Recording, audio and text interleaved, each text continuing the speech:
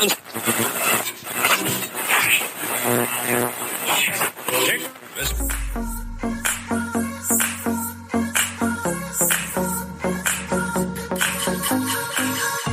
everyone, and welcome to the FB4 Daily for Tuesday, the 2nd of July.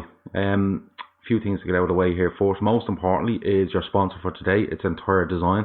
You can find them at Entire Design _ on Twitter. You can find them at Entire Design on Instagram, and you can also you can go on to their Twitter and find the link to their website.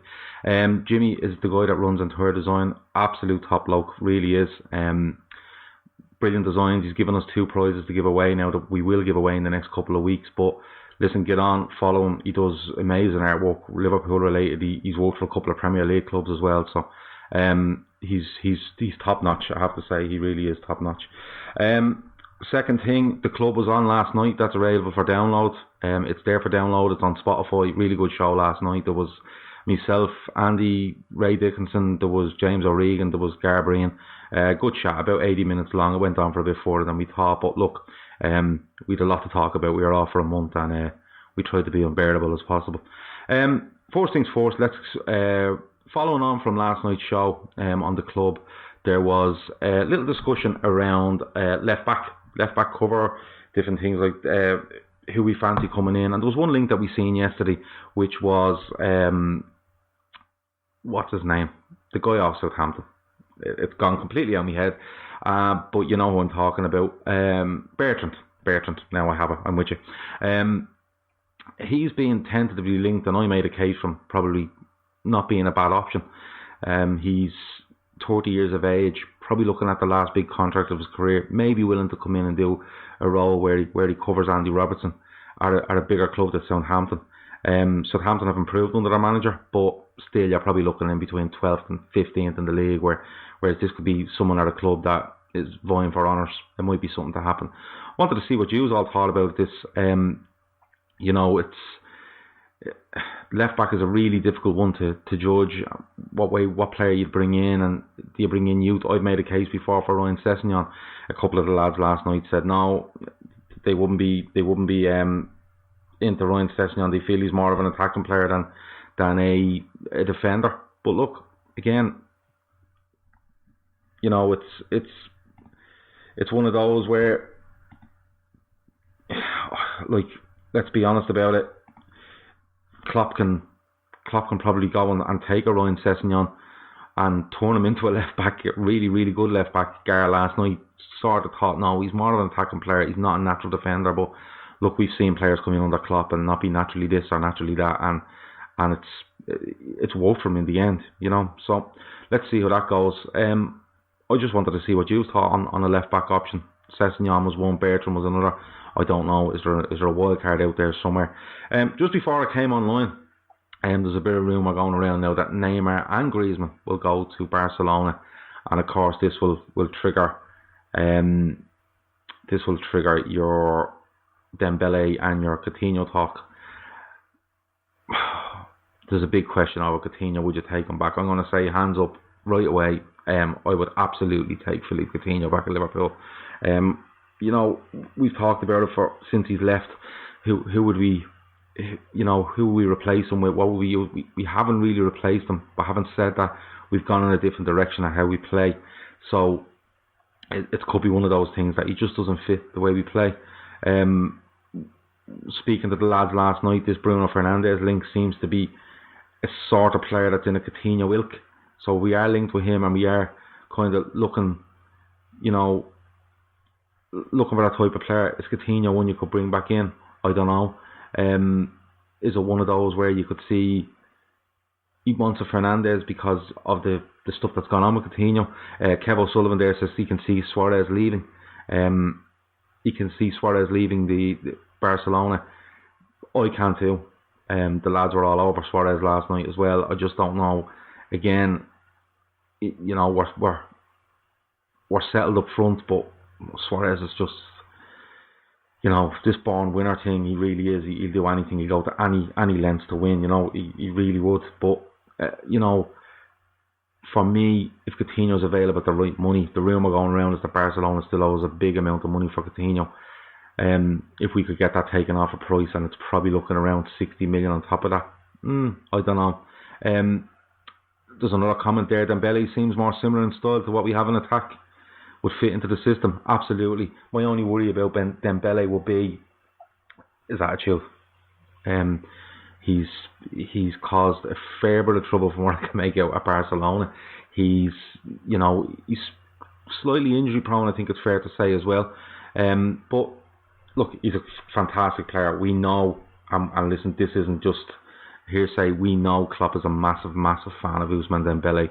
He looked at him while he was in France, before he went to Borussia Dortmund. He had another little look when he was at Borussia Dortmund, but Barcelona went big, and then went big again for Coutinho. It looks like it could be a case of them two leaving in order to make room for Neymar and Griezmann. Suarez may be the man that stays and the other two go. You don't know. I want to see what you think. Listen, leave Suarez aside for a minute. Let's talk about Philippe Coutinho. Just look, tweet us. Message here. Send in a message. What do we think? What do we think about Philippe Coutinho? Would you take him? Would you not? So look, it's your show. We'll see how many yays or nays come in on that one. There, Tino was saying again about Dembele's attitude. A great player, but not a fan of his attitude. Tino, that's the one thing that would hold me back about Dembele. The talk is 100 million euros, which isn't massive money in today's transfer market, But again, you're looking at Tino says screw Coutinho.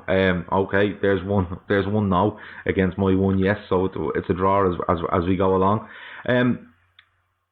Let's have a little look at the market itself.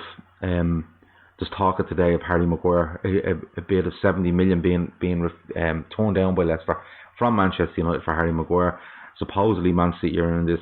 This to me feels again like a market that it's going to take one big, absolute huge transfer, maybe Neymar, for everything to just kick off and go absolutely berserk. It usually needs one to start releasing the purse strings of every other club where they react and think, whoa, a Barcelona or a PSG or a Man City or a Liverpool are signing big players, and we have to react to this, and we need to react to it quick.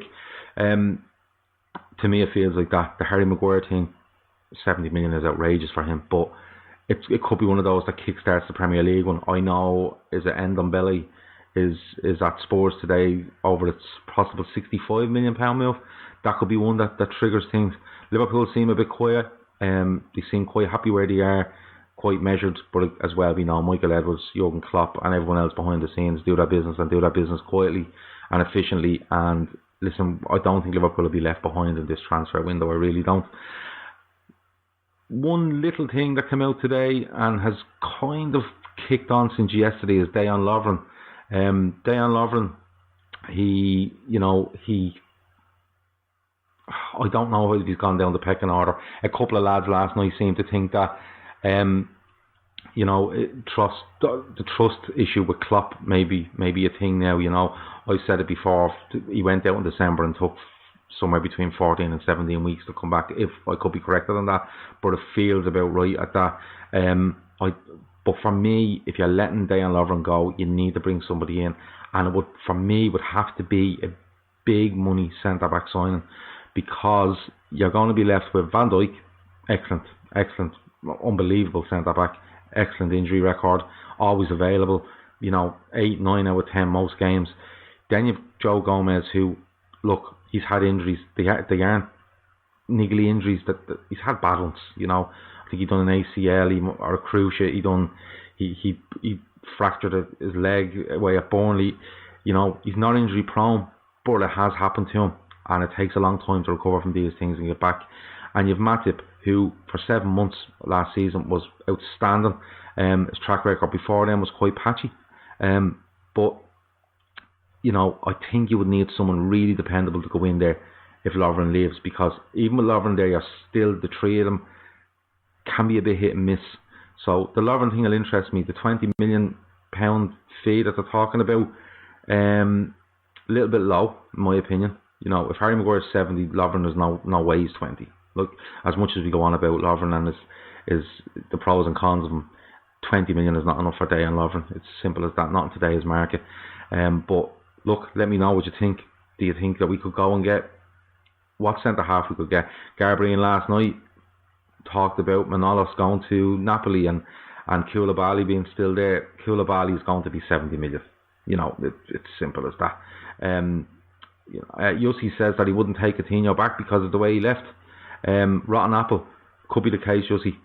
But people calling for Suarez to come back. You have to remember Suarez done the exact same over 2 windows. He done it in the summer of 2013, and then in 2014 he got his wish and he went. So if we can, if you can look one way for Suarez, I think you have to look the other way for Coutinho as well. Tino says there, if we can bring in someone of the quality for a similar price and Lovren wants to go, yeah, okay, let him. But Tino, the one thing I would say is swapping like for like. It's a bit of a risk for me. I think you need to go fairly big, and Gar did say Koulibaly. I think that's too big. I don't think he's gettable for the price we'd like to pay. I think there might be a bit of an auction on him, especially if the lit goes for massive money, which looks like it may be Juventus. Question was Chamberlain not to Coutinho? Yeah, Chamberlain for me is Naby Keita. Him and Naby Keita, left side of a tree in midfield, breaking. I think them two will vie for a place in the team next season. Another one says there Koulibaly will be a league winning signing. Yeah, he puts us up a level, but I think the whole squad needs to go up a level, probably 4 or 5% next season. I include the people that are there, and I include the people that come in need to be 5% better than the people they're replacing. Look, there's loads and ifs and buts. One thing I want to touch on as well quickly is Danny Ings. Danny Ings officially left the club yesterday. This deal was long in the making from, was it last summer or January, when he went to Southampton on loan. 18 million up front, 2 million on add-ons. Wish Danny all the best. Look, Danny Ings turned up under Jurgen Klopp. I thought he'd do quite well. He was an industrious player. He had a bit of pace about him. He had an eye for goal. I thought he would work quite well, as a cover in the squad. But look, he had 2 horrendous injuries, and he's done amazing to come back from them. But at the end of the day, I think Danny Ings was just that level below what we needed last season and what we would need now. Probably 2 levels below what we would need now. So, Danny Ings goes to Southampton. I wish him all the best. I hope he stays injury free. I hope he does very well at Southampton. He deserves it. That chap has put in a serious amount of work. Kevin there says he doesn't want Coutinho. Fair enough. I think I'm losing this argument. I think I'm losing it fairly badly. But just finally on Ings, as I said, look, best of luck to the chap. He's done everything he possibly can to get himself back to fitness, both at Liverpool and then subsequently at Southampton. So that move is being done. That's Moreno, Sturridge, and Ings now gone. Kind of big players that have gone. Grujic has gone out on loan to Hertha. Good move for him. Good move for us as well. Alan De Souza has gone to Fluminense until December. That's an on-running thing about work permits. I doubt we'll ever see him in a Liverpool shirt, to be quite honest with you. But look, the best of luck to Danny Ings. What else have we got? Is there anything else around? Camacho was gone as well. I have one in. I'd take Coutinho back in a heartbeat. And then another one says that this lad thinks Phil is what's needed for a title win. It's very hard to pinpoint what's needed for the title win. Defensively, we're excellent. Our goalkeeper just doesn't let the ball in the goal. I think has he conceded a goal at the Copa America? I don't think he has. Our defence is great. Our midfield is well stocked, but it may be a case of looking for one more in there. And attack wise, I think that's where we need it. I think we need one more. Again, like I spoke about yesterday, Pepe was there. Bruno Fernandes was mentioned. Depay, we were talking about Depay last night. That seems to have gone really, really quiet. But you never know, that might rear its head again. Yeah, someone has said Fekir here. I said this last night. Fekir for me is the one. I think if you're looking at it money wise, 30 million euros I think is the rumoured amount. He's played another season at Lyon. it's a calculated risk at 30 million in my opinion. He can play left, right. He can play in a midfield three. He has done. He can play as this false nine. I think he can play in every position we need, and he's left-footed, which for me stands him out to other players because Salah is amazing, but look, you look at Mane, you look at Firmino, predominantly right-footed. You know, the midfield predominantly right-footed. This fella is just that little bit extra. For me, at 30 million, I would be all over Nabil Fekir.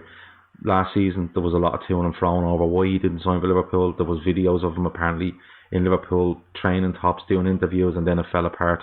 I don't know whether that was just money in the end. Was it a knee issue? Look, we can speculate all day. We really can. But for me, I agree. Fekir is the one that I would absolutely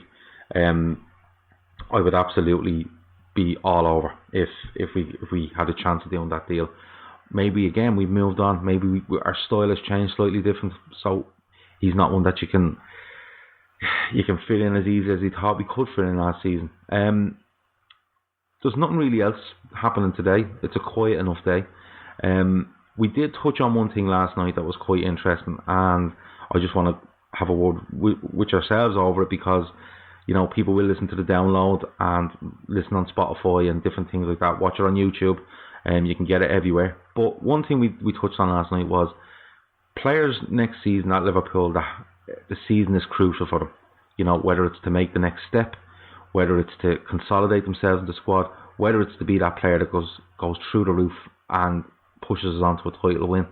The likes of Joe Gomez was mentioned, Alex Oxlade-Chamberlain was mentioned, Naby Keita was mentioned. I just wanted to see if anybody else had any other names they wanted to throw in the mix. You know, coming out of the podcast last night, I had a little think on the way home, and I thought, you know something, Trent Alexander-Arnold, I think excellent season last season, 2 European Cup finals in a row, is really pushing themselves to be England's number one right back. You still get a little feeling about Trent, about him, consistency at certain points of the season. It could be to do with tiredness, fatigue. You know, he's only 20 odd years of age. You know, I'm wondering, is Trent one that, you know, for me, if Trent went out next season and was 8 out of 10 defensively, he absolutely nailed himself as the best right back in England and pushing for to be the best right back in Europe, because the only thing you would say about Trent is he is still targeted because he's young, because he's inexperienced. He loves going forward, and Klopp wants him to do that. But I just think if Trent can put that little bit extra in, I'm not criticising him. I know before people jump down my throat, I'm not criticising the guy, but I'd love to see Trent be 7, 8 out of 10 every week defensively, and the attacking stuff will come naturally because he has an absolute wand of a right foot. He really does. Another one I was thinking about, like Lallana is an obvious one. If Lallana stays, first thing is getting him fit and getting him on the pitch consistently, or being available to be consistently on the pitch. Hand on heart, I think Lallana leaves the club in the summer. I think all the stuff coming out about him being crucial for next year, I think if a deal comes up where we could get likes of a Fekir or a Fernandes or a Coutinho or somebody in that ilk, I think it might be the end. It might be the end of Adam Lallana. You know, Origi is still young. He could have another gear in him. Yeah, you'll see. I agree with you. Origi is still young and he couldn't have another gear. I think this season might have done him the absolute world of good. You know, feeling really part of that squad. He scored away at Newcastle, of course, the Derby goal, and then look, the goal in the Champions League final tops everything off. But I think he would still be back up, along with Brewster, who we spoke about recently about him being made promises. Brewster will have to get a look in. So it's vital that this signing that we make up the top of the pitch is someone along the quality of the front three we have. There's still a drop off to Origi and Brewster, no doubt. We need someone that may not be as good as our front three, but not to drop off to Origi and Brewster. That's just my opinion. Adam Lallana needs to leave to get first team football. He probably does.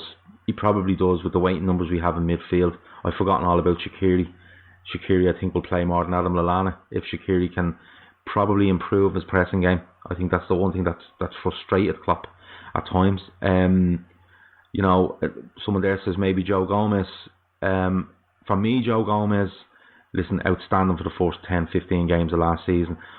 All I want to see from Joe Gomez is, if he can keep that level, excellent. But I need to see Joe Gomez get from August to May without having a bad injury that keeps him out for a long period of time. Then you can start to look at him consistently next to Van Dijk and know that he can be depended on. This goes back to where chat about centre halves and the possibility that Lovren might go. Madrid probably haven't, but Eriksen will be. Listen, Eriksen, a lot of lads at the Trippers like Eriksen, and the one thing I would say for signing Eriksen would be you give Spurs a good kick by doing something like that. Son, even more. Son, for me, Jesus, if you went and done something like that, I think Son is an outrageous footballer, genuinely, and I think him at Spurs is amazing. Him at Liverpool is next level stuff, really is. And Mignolet, stay or go. Mignolet, I believe, will go. That's just my opinion. Again, the lads speaking last night were saying I've no problem with being number 2. I do. I don't think he is anyway similar to Alisson. I think if you need to bring in a keeper, if Alisson is injured or suspended or any sort of reason why Alisson is out, you need somebody that plays not to the level of Alisson. It's very hard to find something like that, but tries to do what Alisson does with regards to shot stopping, crosses, distribution with both his feet and his hands, his quickness of distribution. I don't think Mignolet is in any way similar to Alisson in that way. So I think it's one of those where I think if we could, I'm all for bringing a younger goalkeeper through that's looked at Alisson for the last year and will continue to learn off him, than go back to Mignolet, because Mignolet changes the whole scope of how we play football. He really does. From everything he does, it's completely and utterly alien to what Alisson does. So for me, it's one of those where I think Mignolet may go. If not now, he may do in January. It all depends. If Liverpool are willing to let him go, I would, if we got the right price. If Liverpool are going for a backup goalkeeper, Mignolet will not stay at Anfield. Absolutely not. If another goalkeeper's brought in, it's because Mignolet is leaving. Listen, that's been 20-25 minutes. I hope you enjoyed it. I hope you listened to yesterday's, watched yesterday's. The club was last night. We're going to have these daily. Just come on, throw your comments in there. We're going to try to get a couple of guests on, so it's not only my head you have to look at every day. We try to get a couple of guests on to chat with us. If anyone on the chat is interested in coming on and having a chat with me, absolutely contact me at lfcdaytrippers@gmail.com. Give us an email. We're always open to people coming on having a talk. There's no airs or graces. Just come on, tell me what you think. I might agree with you, I might not. Doesn't really matter. It's just a chat. It's only football, the kind. Last thing, we should promote Kelleher as the number 2. I agree. I think he's been around the squad long enough. He's been to a Champions League final to experience a lot of league games. He was away in the tour last year. He'll do the same. He's playing international football underage at Ireland. Very decent prospect. He must be if he's being kept in that squad and around that squad for that amount of time on a consistent basis. I've no issue with that, because let's be honest, Mignolet was backup goalkeeper last season and played one game in the League Cup against Chelsea, if I'm right. But look, there's loads to go in the summer. There's bits and pieces coming out about transfers. We'll come back tomorrow, 1 o'clock. Same thing. We'll see how it goes, and we'll talk a little bit more. But as I said, listen, this is on Periscope, this is on YouTube. Share it around your friends. Share it on Twitter. Share it on whatever social platform you're on. It'll be available for immediate or a audio download later on. You can download it there. It'll be on Spotify. Again, it's everywhere. And as I said, if you ever want to, just keep putting your comments in there. But lfcdaytrippers@gmail.com. Anyone wants to come on and have a chat with me? Absolutely. 20 minutes at 1 o'clock every day. I have no issue with that. We'll try to get Grizz on during the week if I can find them. I'll try to get Matt on at some stage. Again, if I can find them. A couple of the lads, I know Peter Phillips from the Cop Table is going to come on and have a chat with me probably this week or next week. With regards to all the sponsors, we've 6 sponsors sponsoring this show at the minute. They'll all have a sponsor every day. They'll have every day as a separate sponsor. There is going to be prizes over the following month. We've 6 or 7 prizes to give away over the month. We'll give one away this week, and then we'll give a couple away next week, and so on and so forth. And let's see how we go. But look, thanks for listening. Thanks for watching. this show today. I've been Gav. It's being brought to you by Entire Design. Jimmy is a top fella with top work. If you're looking for stuff, artwork to frame your hall, your stairs, your sitting room, your kitchen, anywhere, a games room out the back of the house, wherever you have, Jimmy is the man to go to for Liverpool related stuff. He's given us 2 really good prints to give away. I might do one separate to each other, or I might do it 2 of them together. We'll see how it goes. That'll probably be next week. But look at Entire Design _ on Twitter. Go there. You'll find Jimmy. You'll get a link to his website. His work is outstanding. Just go and look him up. As I said with our sponsor yesterday, Love Follow Conquer. Top sponsors, top quality, Liverpool related gear and memorabilia and prints and artwork and stuff like that. We've more to come during the week from more sponsors, which are really good. But look, that's been the Fatback 4 Daily. Thanks for listening. Over now.